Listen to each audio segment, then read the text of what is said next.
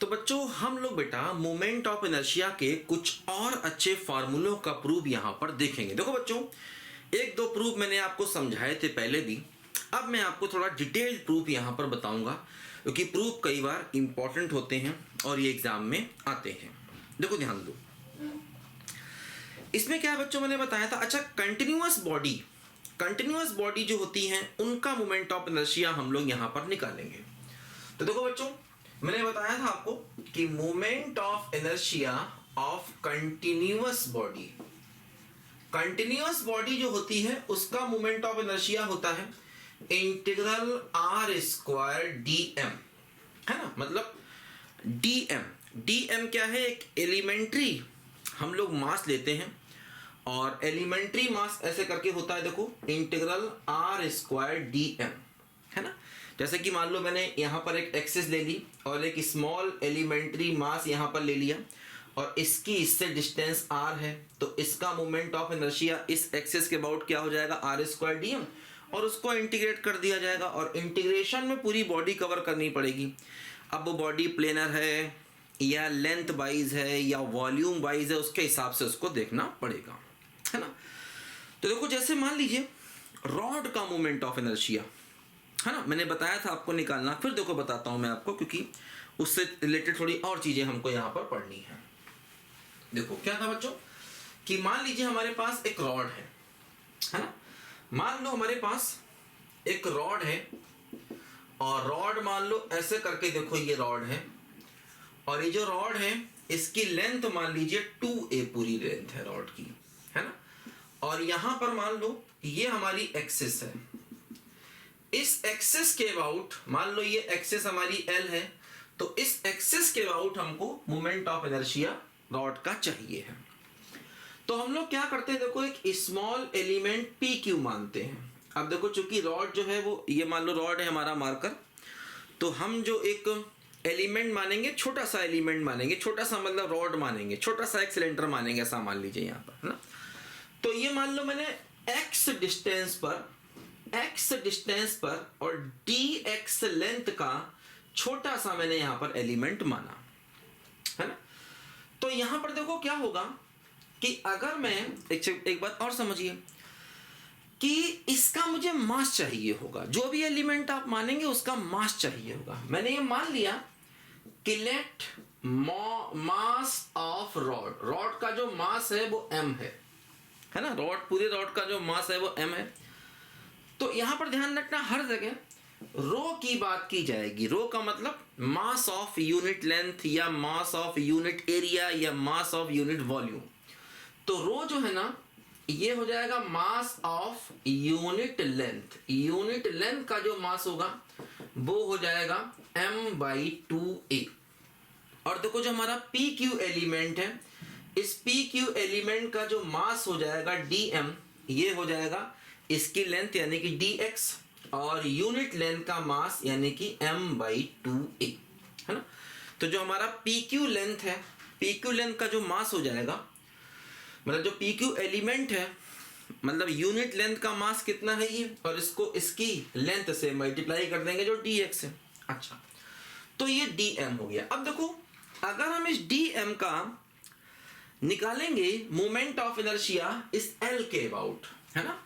तो moment of inertia of, है ना, PQ अबाउट L के अबाउट जब हम मोमेंट ऑफ इनर्शिया इसका निकालेंगे तो ये हो जाएगा dm इंटू एक्स स्क्वायर, या ऐसा कर दीजिए कि एक्स स्क्वायर इंटू dm, क्योंकि मास इंटू लेंथ जो अपनी डिस्टेंस होती, डिस्टेंस का स्क्वायर, तो एक्स स्क्वायर इंटू dm हो जाएगा L के अबाउट इस PQ का, है ना, मोमेंट ऑफ इनर्शिया। देखो ध्यान दो, अब अगर हम कंप्लीट बॉडी का निकालना चाहें, कंप्लीट बॉडी का अगर हम मोमेंट ऑफ इनर्शिया निकालना चाहें तो ये क्या हो जाएगा, ये हो जाएगा एक्स स्क्वायर dm। और देखो जो x की वैल्यू होगी, देखो यहां से शुरू होगी, 0 से लेकर के 2a तक जाएगी। जो x की वैल्यू होगी वो 0 से लेकर के 2a तक जाएगी। अब यहां पर क्या हो गया, 0 से लेकर के 2a तक, और dm क्या हुआ, ये हो जाएगा m/2a और dx। अब देखो m/2a बाहर आ गया एक्स स्क्वायर का इंटीग्रेशन एक्स क्यूब बाई 3 हो गया और 0 to 2a हो गया। तो देखो यहाँ पर हो गया m बाई 6a और x की जगह 2a, तो 8a क्यूब हो गया।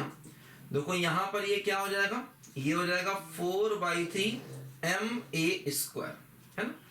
तो इस तरीके से बच्चों इसके अबाउट हमारा जो मोमेंट ऑफ इनर्शिया है रॉड का, ये क्या है, ये एक एक्सिस है जो कि रॉड के परपेंडिकुलर है ना। मतलब ये क्या है कि हमने मोमेंट ऑफ इनर्शिया निकाला है, रॉड का मोमेंट ऑफ इनर्शिया एक ऐसी एक्सिस जो उसके एंड से पास हो रही है और रॉड के परपेंडिकुलर है ना। तो ये क्या है हमारा, ये है moment of inertia of rod, ठीक है, about an axis perpendicular to rod and passing through one end of rod। मतलब रॉड के एक एंड से ये हमारी एक्सिस पास हो रही है, passing through one end of rod, मतलब रॉड के एक एंड से ये एक्सिस पास हो रही है और इस एक्सिस के अबाउट हमने पूरी रॉड का मोमेंट ऑफ इनर्शिया निकाला है। अच्छा, अब मान लो अगर हमें मोमेंट ऑफ इनर्शिया निकालना है एक ऐसी एक्सिस के अबाउट जो कि इसके ठीक बीच से पास हो रही है ना। मान लो हमको मोमेंट ऑफ इनर्शिया निकालना है एक ऐसी एक्सिस के अबाउट जो इसके ठीक बीच से पास हो रही है, मान लीजिए, है ना। तो उसके अबाउट भी हम निकाल सकते हैं भाई, फिर वही करना पड़ेगा, है ना। थोड़ा सा देखो चेंज करते हैं, यहाँ पर कर लेते हैं, थोड़े से क्वेश्चन करना पड़ेगा क्योंकि ये इंपॉर्टेंट है, आ सकता है, ये सारे क्वेश्चन इंपॉर्टेंट है, ध्यान रखना। मोमेंट ऑफ इनर्शिया प्रूव करने के, इसको हम लोग यहाँ निकालेंगे। वैसे तो देखो मोमेंट ऑफ इनर्शिया के बहुत सारे फॉर्मूले, बहुत सारे क्वेश्चन हैं, हम उनको अगर 3-4 महीने भी करते रहे तब भी कम पड़ेंगे, लेकिन सारे नहीं करना, जो इम्पोर्टेंट है उनको करना है। और कहीं ना कहीं कॉन्सेप्ट भी सब में थोड़ा थोड़ा अलग होता ही है, मतलब मोमेंट ऑफ इनर्शिया निकालना इतना आसान नहीं होता है ना। नई तुरंत बॉडी चेंज कर दी, थोड़ा सा कॉन्सेप्ट वहाँ पर चेंज हो जाता है। तो सारे नहीं करेंगे, मतलब कुछ इंपॉर्टेंट, क्योंकि अब इसी में उलझे रहेंगे तो बाकी फिर कैसे पढ़ेंगे, है ना। कुछ इंपॉर्टेंट करेंगे। देखो ध्यान दो, मान लो हमारे पास ये रॉड है ना, और ये इसका मान लो यहाँ पर हमारा मिडिल पॉइंट है, रॉड ए बी है और इसका ये मिडिल पॉइंट है। अब जो हमारी एक्सिस है वो मिडिल पॉइंट से पास हो रही है और रॉड के परपेंडिकुलर है। जैसे कि मान लो हमने यहाँ पर एक स्मॉल एलिमेंट x ले लिया, मतलब dx ले लिया इससे x की डिस्टेंस पर, है ना। तो फिर वही चीज देखो, ध्यान देना कि हमारा जो रो है ये हो जाएगा m/2a मास पर यूनिट लेंथ। तो जो dm हो जाएगा रो इंटू dx, है ना। और moment of inertia about l हो जाएगा, ठीक है। अबाउट l जो है ये हमारा मोमेंट ऑफ इनर्शिया किसका, इस छोटे से एलिमेंट का, ये हो जाएगा x स्क्वायर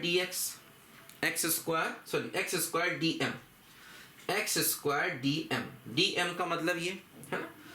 तो फिर पूरा मोमेंट ऑफ इनर्शिया क्या हो जाएगा, ये हो जाएगा इंटीग्रल x स्क्वायर dm।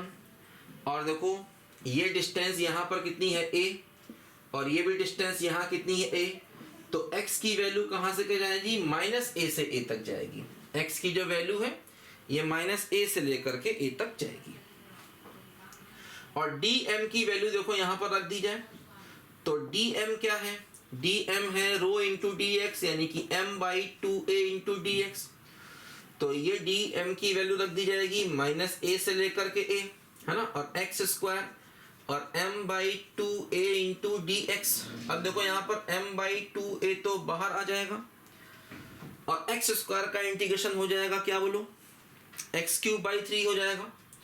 फिर x की जगह पहले अपर लिमिट a³/3 और प्लस का a³/3 हो जाएगा। तो देखो यहाँ पर हो जाएगा m/2a और हो जाएगा 2a³/3। तो देखो यहाँ पर ये हो जाएगा, क्या बोलो, 1/3 और ma², है ना।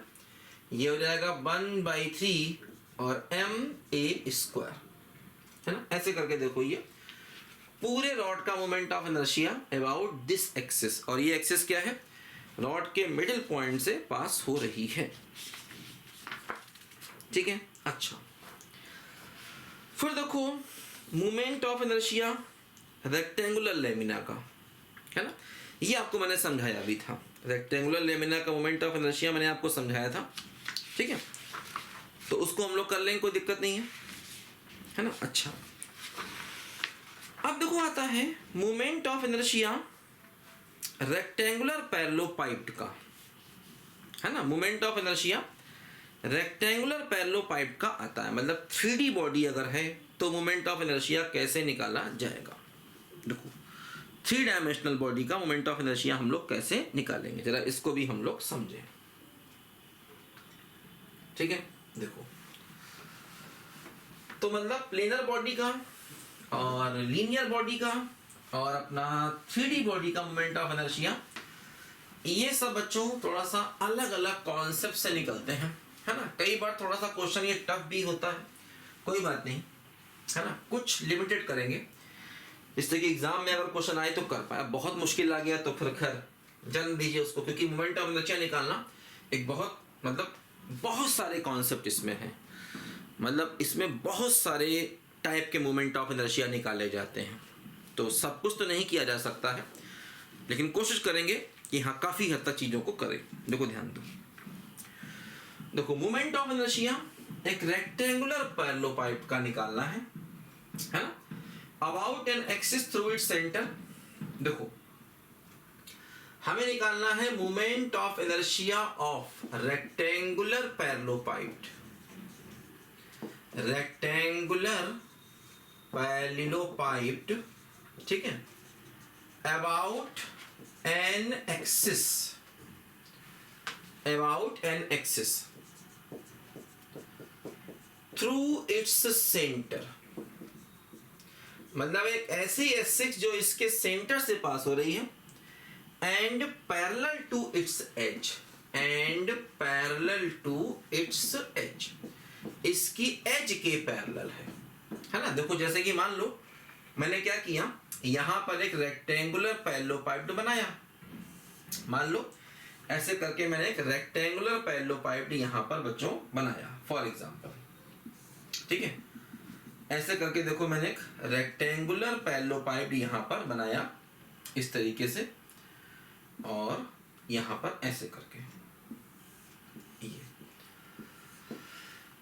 अब मान लो यहां पर क्या है बच्चों कि ये हमारा, मैंने इसके ठीक बीच में ओरिजिन मान लिया, ये O हो गया, ये X हो गया, और ये हमारा Y हो गया, और ये हमारा Z हो गया। ऐसे करके मान लो हमने इसके ठीक बीच में ओरिजिन मान लिया, और ये OX लाइन जो है इसके अबाउट हमें इसका मोमेंट ऑफ इनर्शिया चाहिए।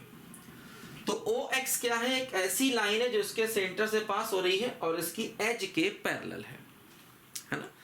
तो हमें अपने मोमेंट ऑफ इनर्शिया को निकालना है जो इसकी OX के अबाउट है। तो यहां पर ध्यान देना, जो एलिमेंट माना जाएगा, ध्यान देना, वो ऐसे करके एक वॉल्यूम की फॉर्म में माना जाएगा। मतलब मान लो ये हमारा एक एलिमेंट है वॉल्यूम की फॉर्म में। अब ये जो एलिमेंट है मान लीजिए स्मॉल, इसका सबसे पहले हमको मास देखना पड़ेगा। मान लो पूरे का मास m है, और इसकी जो एजेस हैं, इसकी जो एजेस हैं वो हैं 2a 2b और 2c।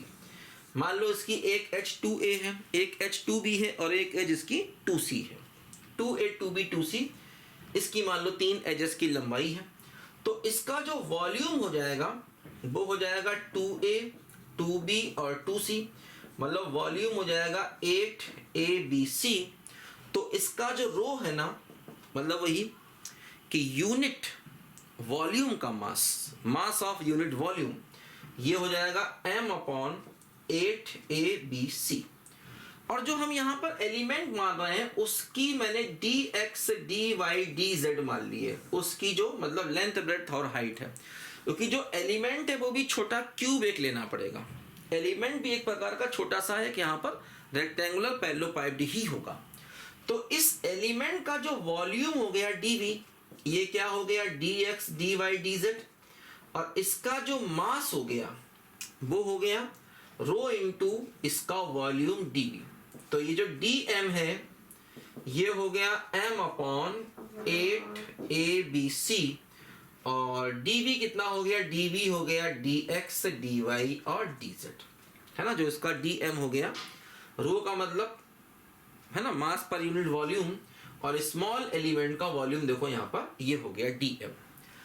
अच्छा अब देखो ध्यान दो क्या होता है यहाँ पर, समझो बात को ध्यान से, कि जैसे कि मान लो ये जो एलिमेंट माना है ये P पॉइंट पर मैंने माना है, और P पॉइंट का जो कोऑर्डिनेट है ये x y z है।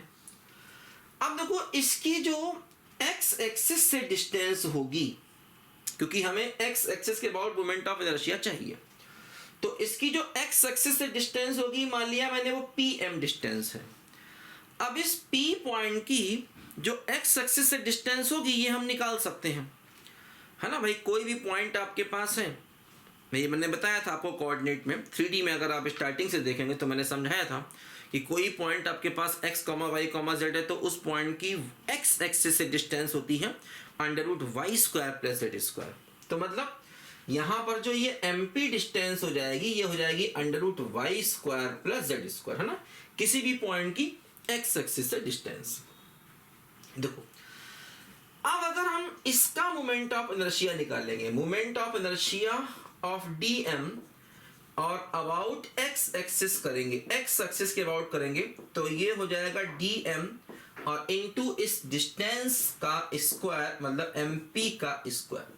तो mp का स्क्वायर क्या हो गया, ये हो गया y² a + z², और dm देखो ये हो गया m अपॉन 8abc, और ये dx dy और dz, ये हो गया इस स्मॉल एलिमेंट का मोमेंट ऑफ इनर्शिया, है ना। अच्छा अब अगर हमको मोमेंट ऑफ इनर्शिया पूरे का चाहिए, पूरे का चाहिए, देखो क्या होगा, जैसे पूरे हमें पैरेलल पाइप को कवर करना है, देखो यहाँ पर ये, अब हमें चूंकि dx dy dz है तो ट्रिपल इंटीग्रेशन करना होगा।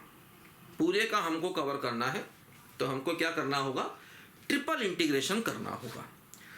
तो अब मेन चीज आती है, देखो ट्रिपल इंटीग्रेशन की लिमिट क्या रखेंगे, देखो ध्यान देना, जैसे ये जो स्मॉल वॉल्यूम है ये x एक्सिस पर भी चलेगा, y पर भी चलेगा, z पर भी चलेगा, तो मतलब अगर हमें कंप्लीट मोमेंट ऑफ इनर्शिया चाहिए है ना, अगर हमको मान लीजिए कंप्लीट मोमेंट ऑफ इनर्शिया चाहिए है, तो हमारा जो कंप्लीट मोमेंट ऑफ इनर्शिया होगा ये होगा ट्रिपल इंटीग्रल, और देखो ये ट्रिपल इंटीग्रल में x क्या होगा, ये होगा -a से a, y क्या होगा -b से b, और z क्या होगा -c से c, और ये हो गया क्या बोलो, ये हो गया m/8abc को चाहे तो बाहर ले लो, है ना, देखो m/8abc, और ये हो गया y² + z² और dx dy और dz, ये हो जाएगा। क्योंकि यहाँ पर dx dy dz है तो यहाँ पर भी देखो ट्रिपल इंटीग्रल हमको लेना होगा, ये x की लिमिट हो गई, ये y की लिमिट हो गई, और ये z की लिमिट हो गई, क्योंकि मैंने x एक्सिस की लेंथ 2a, y की लेंथ 2b और z की लेंथ मैंने यहाँ पर 2c मानी थी। देखो अब क्या होगा, अब देखो ट्रिपल इंटीग्रेशन करना पड़ेगा। देखो बेटा इंटीग्रेशन हम लोगों ने सीखा है ना, कैलकुलस में हम लोगों ने डबल इंटीग्रेशन, ट्रिपल इंटीग्रेशन सारे सीखे हैं, वो सब यहाँ यूज होंगे, ध्यान देना। तो देखो इसमें क्या होगा कि डबल और ट्रिपल इंटीग्रेशन जो है ये हम लोग यहाँ पर बहुत आसानी से कर लेंगे। और क्या होगा, देखो m/8abc तो बाहर आ जाएगा, और देखो जैसे किसी के रेस्पेक्ट में पहले इंटीग्रेट कर सकते हैं क्योंकि सब लिमिट कांस्टेंट है। तो मान लो मैं x के रेस्पेक्ट में करता हूं तो क्या होगा, y² + z² इंटू x होगा, और x की लिमिट क्या होगी -a से a होगी, और बाकी देखो डबल इंटीग्रल यहाँ पर dy और dz बचेगा, y की लिमिट -b से b और z की लिमिट -c से c। देखो ये 2a हो जाएगा, 2a बाहर ले लो तो 2a/8abc इंटू m। अब बचेगा y और z का इंटीग्रेशन, तो मान लो y के रेस्पेक्ट में इंटीग्रेट करेंगे तो हो जाएगा y³ / 3 और जेड स्क्वायर इंटू वाई, और y की लिमिट हो गई माइनस बी से b, अब बचा यहाँ पर z की लिमिट माइनस सी से c, और dz देखो ये क्या हो गया, ये हो गया 1/4 BC, एक कट जाएगा, और यहाँ पर देखो m बाहर है और पहले y की अपर लिमिट रखोगे तो क्या बचेगा, देखो ये बचेगा b³/3, तो बल्कि 2b³/3, और यहाँ पर ये हो जाएगा प्लस का z² 2b, और अब z वाला इंटीग्रेशन देखो यहाँ पर बचा रह गया। तो z वाला इंटीग्रेशन है ना, पहले y के रिस्पेक्ट में किया तो y की पहले upper limit minus lower limit रखेंगे यहाँ पर भी। अच्छा अब देखो ये हो गया m/4 BC, अब देखो z के रिस्पेक्ट में करेंगे तो ये हो जाएगा 2b³/3 इंटू z, z की upper limit minus lower limit, तो ये 2c बनेगा, और यहाँ पर देखो 2bz³/3, तो z की जगह अपर लिमिट और लोअर लिमिट, तो 2c³/3 देखो यहाँ पर बचेगा, तो ये फाइनली देखो आएगा m/4 BC, और ये 4cb³/3 है ना, और देखो यहाँ पर हो जाएगा 4bc³/3। अब देखो एक काम ये कर सकते हैं कि यहां से हम m/4 BC है, देखो यहां से 4/3 BC को कॉमन ले लिया जाए तो बच जाएगा b² प्लस c², 4 से 4 कटेगा, BC BC कटेगा, तो ये हो जाएगा 1/3, यानी कि m/3 और b² प्लस c², ये अपने क्वेश्चन का फाइनल आंसर आएगा। तो मतलब ये इंटीग्रेशन आप कर सकते हैं, आसान है, थोड़ी देखो मेहनत तो बेटा लगेगी इंटीग्रेशन करने में, ठीक है, हर जगह लगेगी। देखो अब जैसे कि मान लो हमको मोमेंट ऑफ इनर्शिया निकालना है बच्चों सर्कुलर वायर का, सर्कुलर वायर का मान लो हमको मोमेंट ऑफ इनर्शिया निकालना है, उसको करते हैं, क्योंकि इसमें थोड़ा सा आर थीटा का कॉन्सेप्ट यूज होगा, है ना, सर्कुलर वायर में। देखो ध्यान दो, तो जब भी हमें कोई 3 डायमेंशनल बॉडी का मोमेंट ऑफ इनर्शिया निकालना होगा तो ऐसे निकालेंगे। हालांकि बताया मैंने आपको कि क्वेश्चन थोड़ा चेंज होगा तो चीजें यहाँ बदल जाती हैं तेजी से, है ना, मतलब कई बार क्वेश्चन जो है थोड़े से मुश्किल भी हो जाते हैं यहाँ पर, लेकिन कोई बात नहीं, ऐसे नहीं है कि हम कर सकते हैं आसानी से, ठीक है, आराम से कर लेंगे क्वेश्चन, कोई दिक्कत नहीं। देखो अब अगला क्वेश्चन हमको करना है कि मान लीजिए सर्कुलर वायर है, उसका मोमेंट ऑफ इनर्शिया हमको चाहिए, है ना। ये सब रिजल्ट हम लोगों ने पढ़े हुए हैं, तो ये रिजल्ट थोड़ा हमको याद भी रखना है क्योंकि इनका आगे यूज भी होता है मैकेनिक्स में और फ्लूइड मैकेनिक्स में जब हम पढ़ेंगे आगे, है ना, तो ये रिजल्ट थोड़े हमको याद भी रखने हैं क्योंकि इनका एप्लीकेशन भी होता है मैकेनिक्स और फ्लूइड मैकेनिक्स में, ठीक है। देखो ध्यान दो,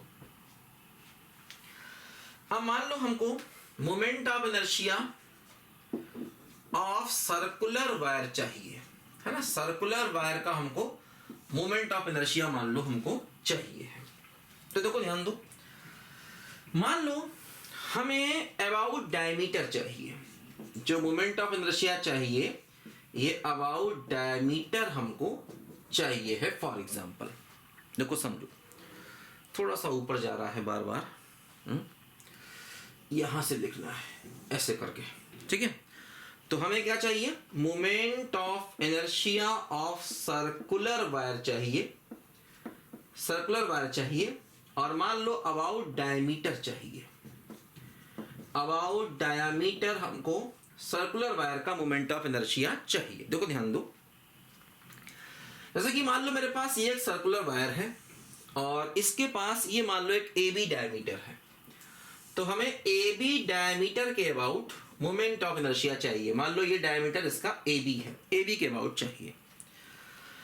देखो ये वायर है, ये प्लेनर बॉडी नहीं है, ध्यान रखना, मतलब जैसे कि ये अगर डिस्क होता, सर्कुलर डिस्क होता तो डिस्क अलग चीज थी, पूरा एरिया था, ये वायर है, मतलब केवल सर्कुलर वायर है, ये सर्कल है ना।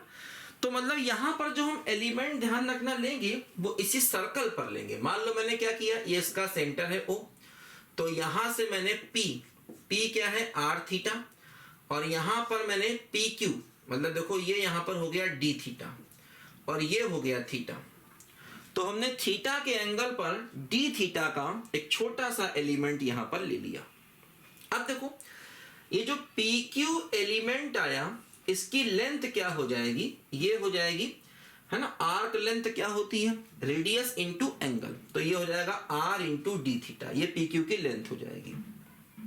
अच्छा देखो अगर मैं पूरे का मास m मान लूं, m पूरे का मास मान लूं, तो रो क्या हो जाएगा, यहां पर रो हो जाएगा मास पर यूनिट लेंथ, क्योंकि ये बॉडी जो है वो लेंथ टाइप की बॉडी है।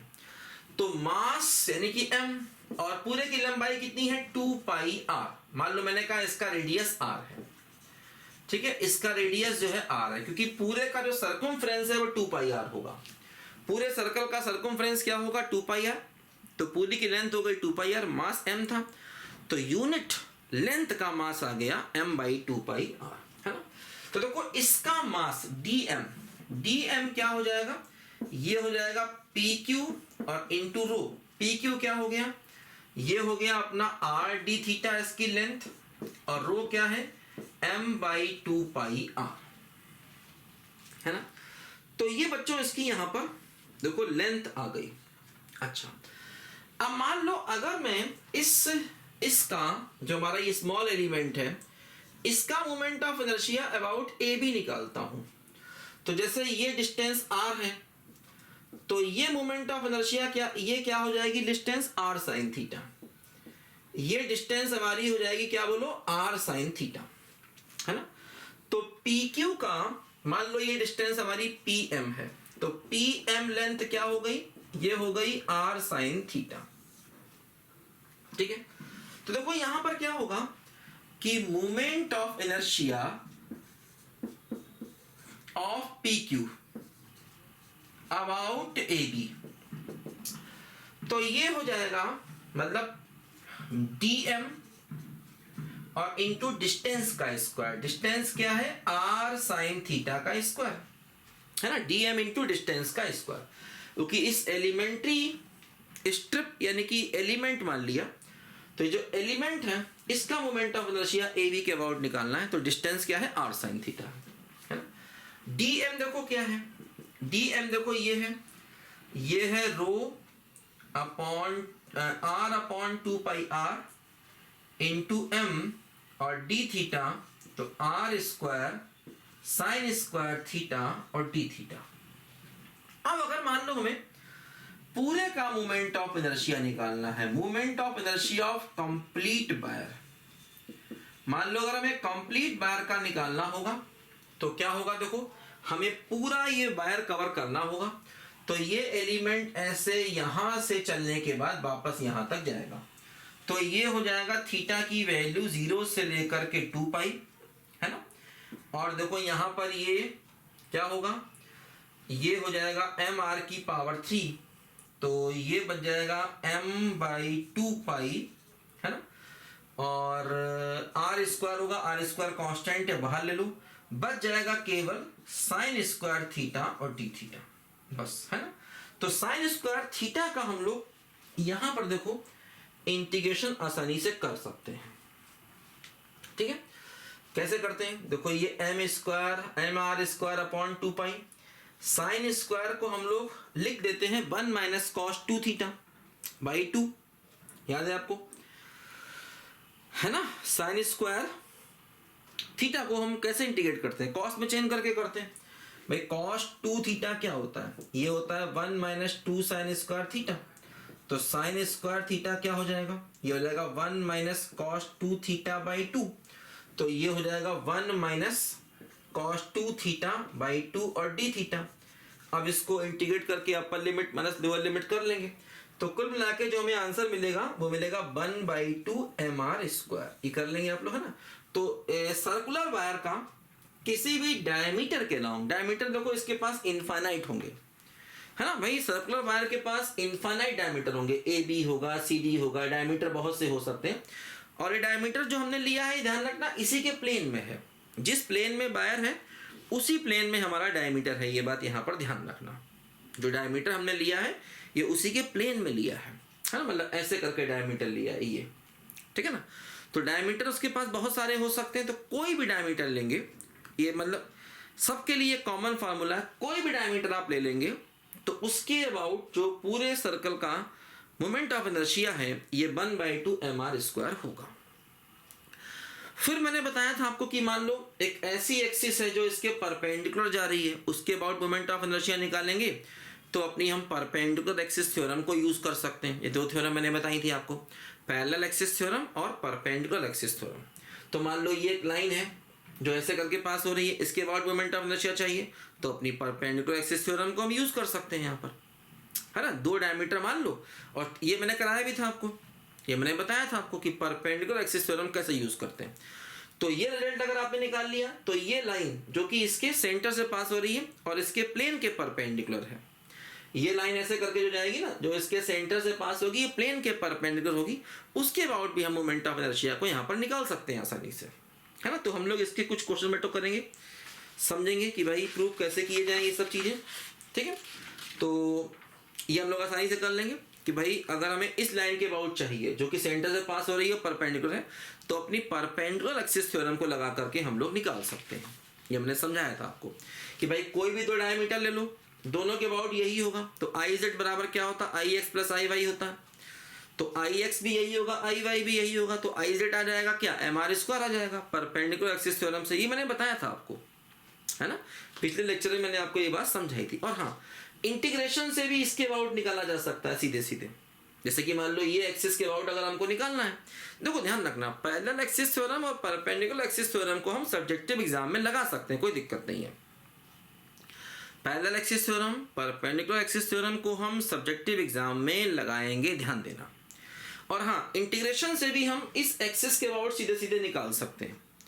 भाई यही स्मॉल एलिमेंट माना और उसकी डिस्टेंस क्या हो जाएगी, r, तो dm × r², उसको इंटीग्रेट कर दो बस, क्योंकि ये जो लाइन जा रही है ऐसे करके सेंटर से पास होगी और इसकी प्लेन के परपेंडिकुलर होगी, तो उससे इसकी डिस्टेंस सीधे सीधे r हो गई, तो हो जाएगा dm × r², उसको इंटीग्रेट कर देंगे जैसे ये किया है यहाँ पर, ऐसे भी कर सकते हैं। और सीधे सीधे हम अपने परपेंडिकुलर एक्सिस थ्योरम से भी कर सकते हैं, ठीक है। तो इसको लिखो जरा बच्चों ध्यान से, और भी हम लोग क्वेश्चन करेंगे अभी।